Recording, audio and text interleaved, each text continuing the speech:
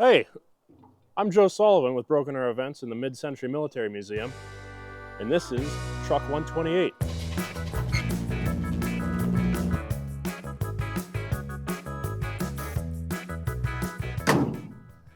Truck 128 here is a 5-ton M52.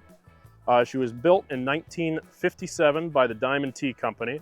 She carries a gasoline power plant. It's a Continental R6602 inline straight six motor. It is carbureted.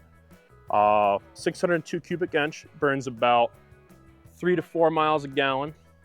It's all about smiles per miles instead of miles per gallon. This truck's configured with a front recovery winch in the event that we would actually have to recover another vehicle. On the rear of the vehicle, we have a fifth wheel hitch. So these trucks would be married up to a M128 trailer or an Engineering 2.5 trailer for towing construction equipment. But this one normally just has a flatbed that lives behind it normally. So the truck was originally located at an airfield up in Westfield, Massachusetts.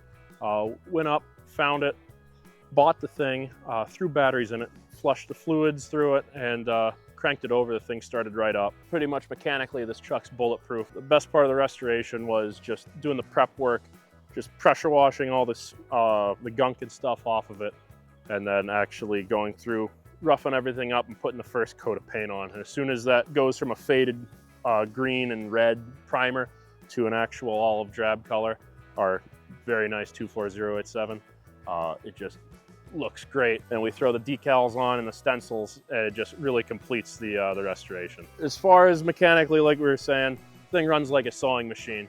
This thing's logged thousands of miles since we've had it, doing what it was designed to do. Thanks guys for checking out the video. I'm Joe Sullivan with the Mid-Century Military Museum. We'll see you out on the road.